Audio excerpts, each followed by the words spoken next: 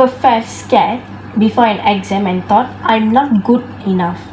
Today, I want to share a book that can change the way you think, study, and believe in yourself. The book is called The Magic of Thinking Big. This book teaches us to believe in ourselves. It shows that success is not only for smart people, but for people who dare to think big. If you always feel I'm not good enough, this book reminds you that you are capable more than you realize. This book encourages students to dream bigger, think positively, and stop doubting themselves. It teaches simple way to replace negative thoughts with confident thoughts.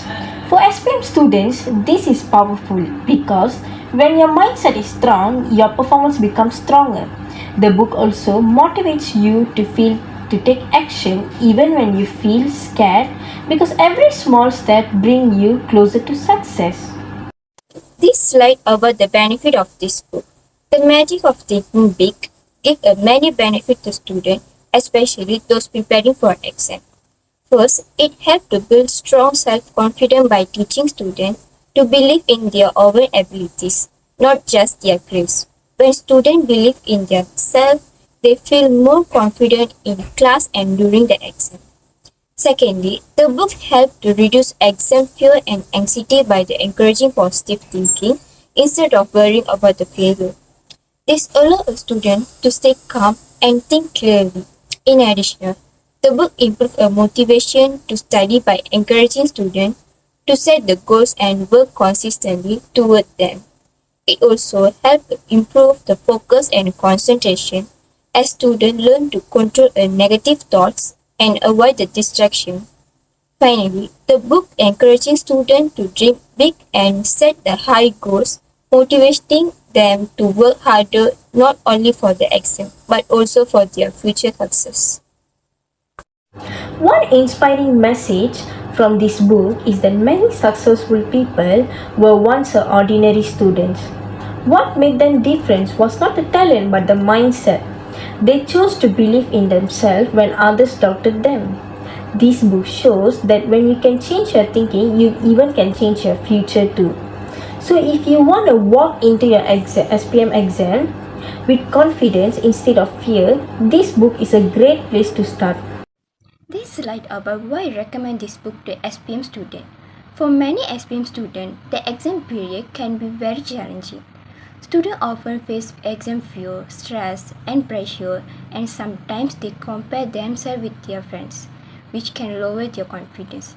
This is why I strongly recommend this book to SPM students. This book reminds the student that feeling nervous is normal and that success does not come from the panic but from believing in themselves. Through its messaging, an example, the books help the students stay calm during the exam and encourage them to think positively instead of overthinking or stressing too much. It motivates students to focus on their own progress rather than comparing themselves with others.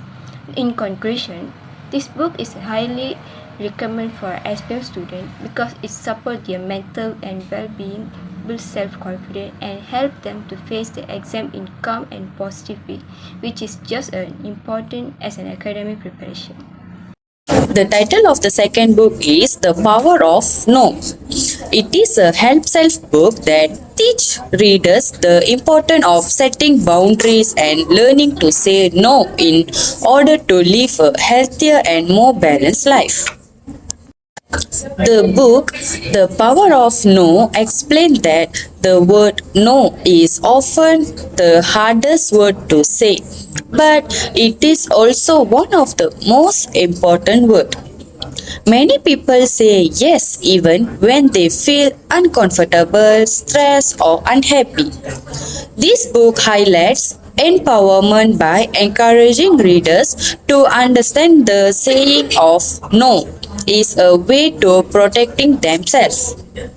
The book also focuses on freedom. By learning to say no, individual can avoid overwhelming requests and unhealthy relationships that negatively affected their life. In addition, the author emphasizes self-awareness by reminding readers that everyone has the right to say no to anything that causes harm, pressure, or emotional pain. The third slide shows the benefit of the book. One of the main benefits of this book is that it helps readers learn how to set healthy boundaries.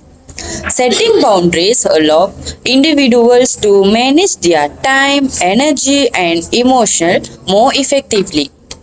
The book also helps improve overall well-being by reducing stress and emotional exhaustion caused by constantly pleasing others. Another important benefit is personal empowerment. Readers gain confidence in making decisions and standing up for themselves by learning when to say no. Individuals can create a more balanced life by saying no. This also gives them a freedom to say yes to things that truly matters and bring positively into their life. Now I'm going to present about interesting story on the book. The first one, ending toxic relationship. This book includes about using no to address bad relationships and protect ourselves from emotional harm. For example, we are being with a friend who always forces us to do things that we don't like. So we can say no to them even though we would lose their friendship because our emotional is very important for us. The next one, challenging negative beliefs. The narrative illustrates how refusing to accept standards or beliefs that no longer serve you can lead to a more authentic life. It is about you need to say no and accept everyone's standard or belief. You shouldn't force anyone to follow your beliefs or to accept your standards. And the third one, focusing on what matters. The story highlights on how saying no to distraction makes space for the important things in life and allows one to be focused on personal goals and well-being. For example, if your friend are calling you to go out for a park and you're having a assignment, so you need to say no since you have to choose which one is more important for you than giving your time to another distractions. In this slide, I'm going to present why SPM students should read this book. The first one, they are fear of making choices. They are scared they will lose friends if they say no and force themselves to comfort themselves in a toxic group. They are always scared to say no to your friends because they're scared they would be alone in their SPM journey. The next point is they don't know how to set boundaries. By reading this book, they can understand that they should never let others to make choices for themselves and make their decision as a priority. They also will understand to stand out so they can have a better future. The last one is they always misunderstand about freedom and calmness. They should understand that freedom and calmness is not about being with everyone or mingling with everyone.